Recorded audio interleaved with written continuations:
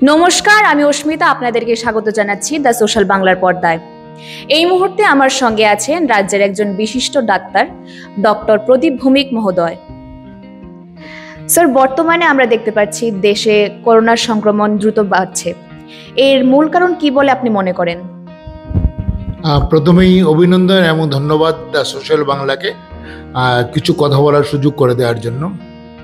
যে প্রশ্ন উঠছে যে আমরা বেশ কয়েকদিন ধরেই বিভিন্ন মাধ্যমে মিডিয়াতে লক্ষ্য করছি যে কোভিড বা করোনা নিয়ে আবার আমরা কথা বলছি, বা দেখা গেছে আমাদের দেশের বিভিন্ন রাজ্যে কিছু কিছু কোভিড পেশেন্ট ধরা পড়ছে বা তাদের পরীক্ষার মাধ্যমে তাদের দেখা যাচ্ছে যে ওদের কোভিড পজিটিভ রয়েছে বা করোনা পজিটিভ রয়েছে। প্রশ্ন হচ্ছে কেন? সেই প্রশ্ন যদি আমরা করতে যাই তাহলে আমাদের ফিরে যেতে হবে সেই 2020 সালে, যখন করোনা আমাদের দেশে প্রথম শুরু হয়েছিল। তখন থেকে প্রায় আমরা যদি দেখি যে করোনা কিন্তু এক নাগারে 2 বছর চলেনি, সে চলেছে বিভিন্ন ফেজে, বিভিন্ন ভাগে, বিভিন্ন অংশে, এবং প্রতিবারই নিজেকে পরিবর্তন করে করে একটা নতুন রূপে, নতুন আঙ্গিকে সে ফিরে এসছে। অতএব যে করোনা ভাইরাসটা প্রায় 2 বছর চলেছিল, সেই ভাইরাস সম্পূর্ণভাবে চলে গেছে সেটা ভাবার কোনো কারণ নেই।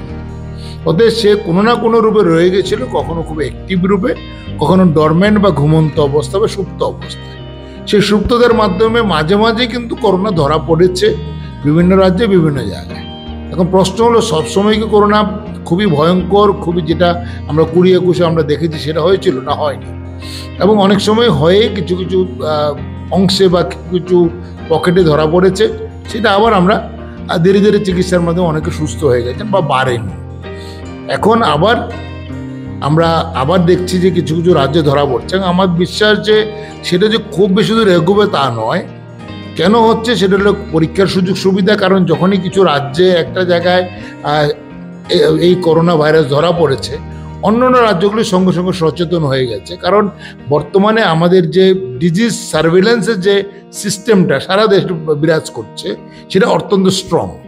যখনই একটা রাজ্যে একটা কিছু নতুন কিছু ঘটনা ঘটে, তো সঙ্গে সঙ্গে সেটা কিন্তু কেন্দ্রীয় সরকার জানতে পারে বা কেন্দ্রীয় আমাদের এজেন্সিগুলি জানতে পারে, এবং সঙ্গে সঙ্গে সারা ভারত দেশেই সেটা ছড়িয়ে যায় এবং সার্ভিলেন্স শুরু হয়, পরীক্ষা নিরীক্ষা শুরু হয়। পরীক্ষা নিরীক্ষা হচ্ছে বলেই এখন কিন্তু অনেক জায়গায় ধরা পড়ছে। মাঝে মাঝে যেটা বলছিলাম, সে এই ভাইরাস যেহেতু সেটা ভাইরাস, সব ভাইরাসগুলি একটা সুপ্ত অবস্থায় চলে যায়, আবার কখনো কখনো একটু নিজেকে পরিবর্তন করে সে আবার রোগ সৃষ্টি করার বা একটা কঠিন একটা সমস্যা সৃষ্টি করার পর্যায়ে সে পৌঁছে যায়। অতএব এখন সেই পর্যায়ে পৌঁছেছে, তাই আমরা ধরা পড়ছি। এটা নতুন করে যে বিশেষ কিছু হচ্ছে তা নয়, বা আমি বলবো যে মাঝখানে যে একদম চলে গেছিল সেটাও কিন্তু নয়। এখন সংখ্যাটা বেড়েছে এই মাত্র। স্যার, এই সংক্রমণের ধরনে বা লক্ষণে কি কোনো পরিবর্তন লক্ষ্য করা যাচ্ছে? না, এবার আমাদের যেমন আমি যদি বলি আমাদের রাজ্যে এখন পর্যন্ত ধরা পড়েনি, সেরকমভাবে সেটা নজরে আসেনি। আর যেসব রাজ্যগুলিতে ধরা পড়েছে ওরা কেউ তেমনভাবে রিপোর্ট করেনি যে এটা খুব ভয়ঙ্কর আকারে আসছে, অথবা এর আগে আমরা যেটা 2021 যেটা দেখেছি অন্য জটিল রূপে ধরা পড়েছে। আমাদেরকে বেডের পর বেড, অনেকগুলি বেড, ইন্টেন্সিভ কেয়ার ইউনিট তৈরি করতে হয়েছে, ভেন্টিলেশন, অক্সিজেন ইত্যাদি ইত্যাদি অনেক কিছু করতে হয়েছে। সেই জায়গাতে এখনো পৌঁছয়নি। নিশ্চয়ই চিকিৎসা দরকার হয়েছে, কারো অনেককে হসপিটালে ভর্তিও করতে হয়েছে, কিন্তু বেশিরভাগই কিন্তু জটিলতার সেই পর্যায়ে পৌঁছয়নি যেখানে প্রাণহানি বা অন্যান্য সমস্যার সৃষ্টি হতে পারে। অতএব আমরা বলবো যে এটা যে ভেরিয়েন্ট বর্তমানে বিরাজ করছে সেটা হয়তো তত বেশি ভয়ঙ্কর নয়, এবং সেটা হয়তো আস্তে সময়ের মধ্যে 2-3 মাসের মধ্যে আবার চলেও যাবে। স্যার, বর্তমানে সাধারণ মানুষকে আপনি কি সতর্কবার্তা দিতে চান? এটাও আমার মনে হয় সবচেয়ে বেশি গুরুত্বপূর্ণ প্রশ্ন, যে রোগ যে রূপে আসুক না কেন, আমি পজিটিভ ওয়েতে যদি বলি হয়তো সংখ্যাটা সারা ভারতবর্ষে বিশেষ নয়, কিন্তু আমি যদি অন্যদিকে বলি কখন সে ছড়াবে, আমরা কোভিডের সময়ও প্রথম ভেবেছিলাম যে সেটা আমাদের এখানে পৌঁছবে না, কিন্তু পৌঁছতে দেরি হয়নি। কারণ বর্তমানে আমাদের মুভমেন্ট, আমরা একটা রাজ্য থেকে আরেকটা রাজ্যে খুব অতি অল্প সময় পৌঁছে যাই, একটা জায়গা থেকে আরেকটা জায়গায় অতি অল্প সময় পৌঁছে যাই। অতএব যেহেতু এটা রেসপিরেটরি ভাইরাস বা আমাদের শ্বাস প্রশ্বাসের নালীকে বা নাক থেকে শুরু করে ফুসফুস পর্যন্ত পুরো অংশটাকেই সে আক্রমণ করতে পারে, তাই এখানকার যে সিক্রেশনগুলি হয়, নাকে থেকে সিক্রেশন হলে আমরা আগে কোভিডের সময় দেখেছি, আমরা নাকের থেকে রস নিয়ে বা সিক্রেশন নিয়ে পরীক্ষা করেছি, কখনো গলা থেকে নিয়ে করেছি। এর মানে কি সব জায়গাতে ভাইরাসটা বিরাজ করতে পারে বা থাকতে পারে। তাহলে এই যে রসগুলি বা ধরুন কেউ যদি আক্রান্ত হয়, এটা ওই ব্যক্তি থেকে যে অন্যদের মধ্যে যদি না যায় সেটা খেয়াল রাখতে হবে। তাহলে আমি প্রথমে কি করে বুঝবো যে একজন ব্যক্তির আছে?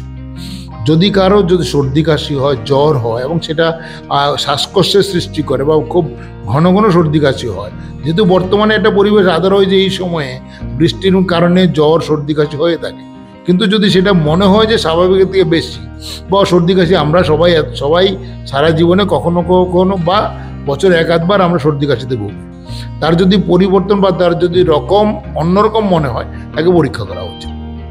যদি আমরা পরীক্ষা নাও করি, তাকে প্রথম নিজের সাবধানতা যাতে আমার কাছ থেকে অন্যদের মধ্যে না ছড়ায়, তাহলে মাস্ক ব্যবহার করতে হবে, অথবা আমি অন্যদের থেকে দূরত্ব বজায় রাখবো।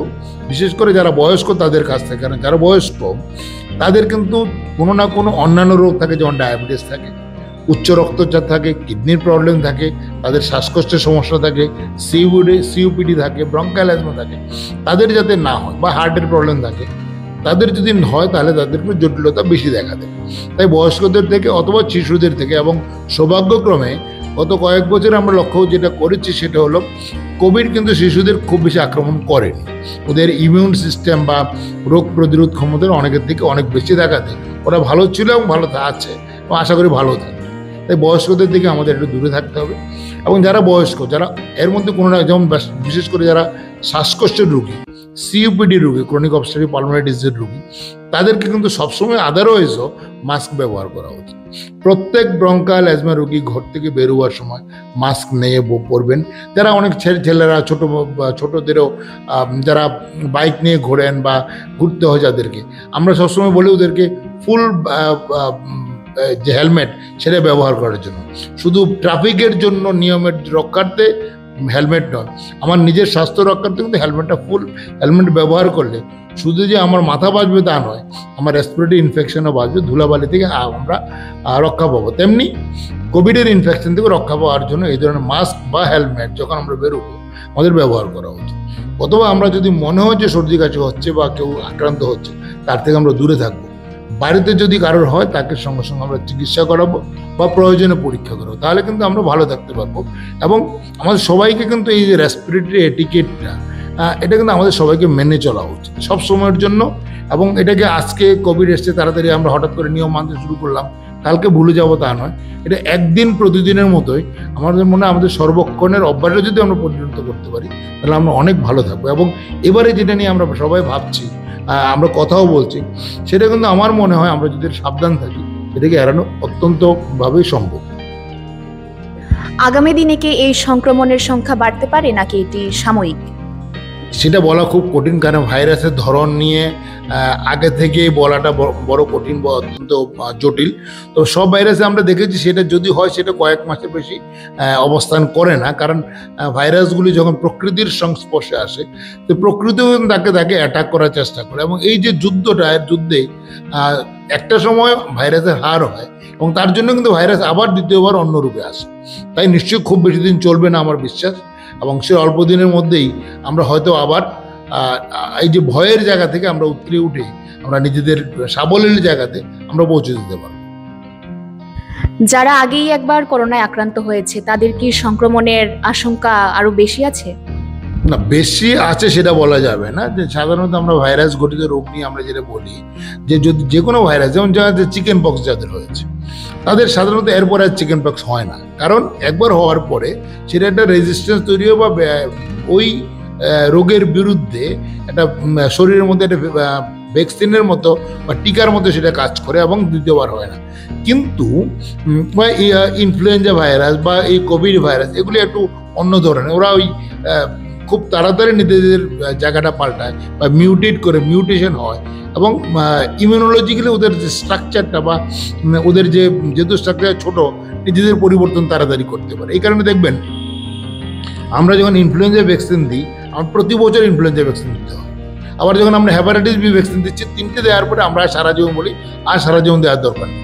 আবার নিউমোনিয়া ভ্যাকসিন আমরা বলি আইদার একবার দাও অথবা বছর 5 বছর পরে আর দরকার নেই। অতএব কিন্তু কোভিডের ক্ষেত্রে যেটা হয়েছে, কোভিড আমাদের যাদের 2020-21 হয়েছে তাদের আবার হবে না সেটা বলা যায় না, কারণ এর মধ্যে 5টা বছর চলে গেছে। তাদের শরীরে কতটা ইমিউনিটি এখন আছে বা অ্যান্টিবডি তৈরি হয়েছে সেটা বলাটা খুব কঠিন, এবং সেভাবে পরীক্ষা নেওয়া তত বেশি হয়নি।